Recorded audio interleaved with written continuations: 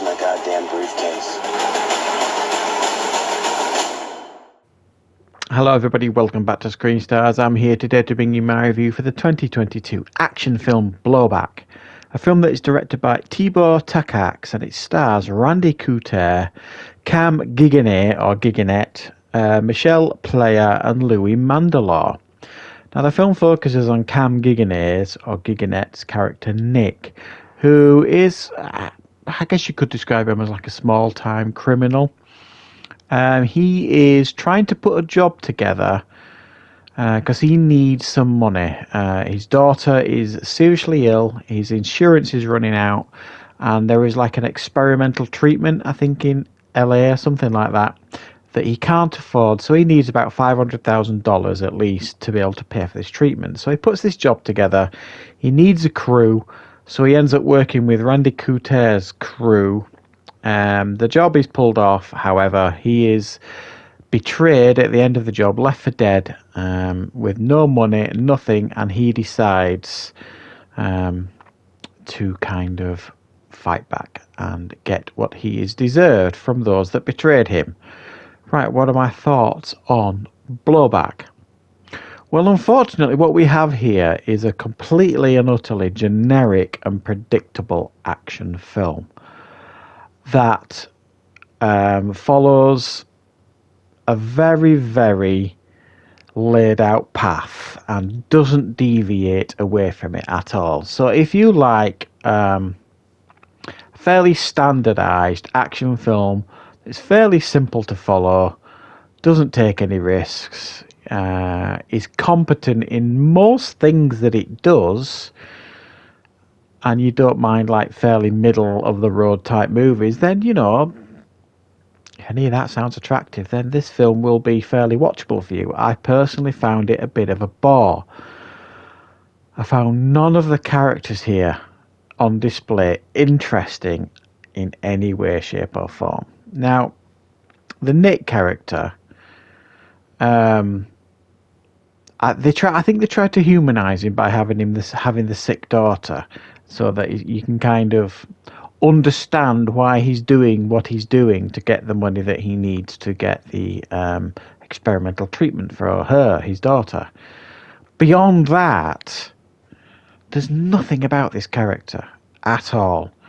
He's not engaging, he's not interesting, as is nobody else in this film. Everybody is completely and utterly forgettable. And it's kind of joyless, the film. It's like going to a Chinese restaurant and eating a plain bowl of rice when you could have had, chicken chow mein or sweet and sour pork, and you go into a nice restaurant and you order plain boiled rice when you could have all these lovely other things. It's really dull and really flavourless, this film, in many, many ways. And I've seen countless films like this.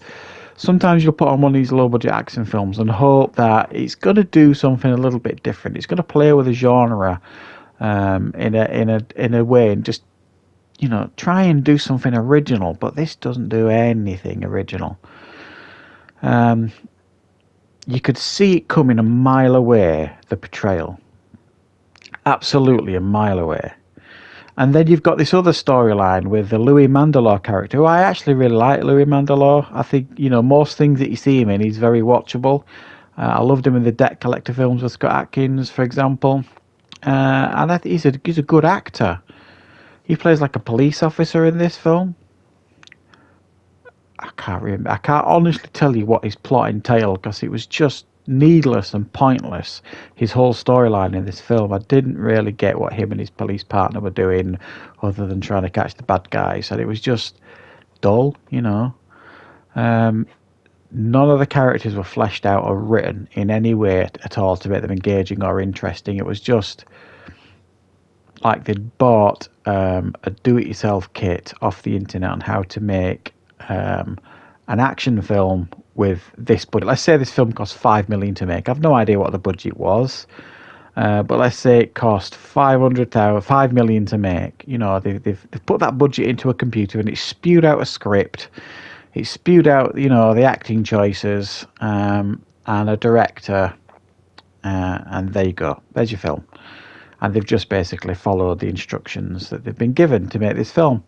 And it's just utterly unengaging in pretty much every way. But it's not incompetent, you know. The action scenes, when you get them, are of a decent standard for a film of this type of budget. The performances by everybody are of a decent standard for a film of this type of budget.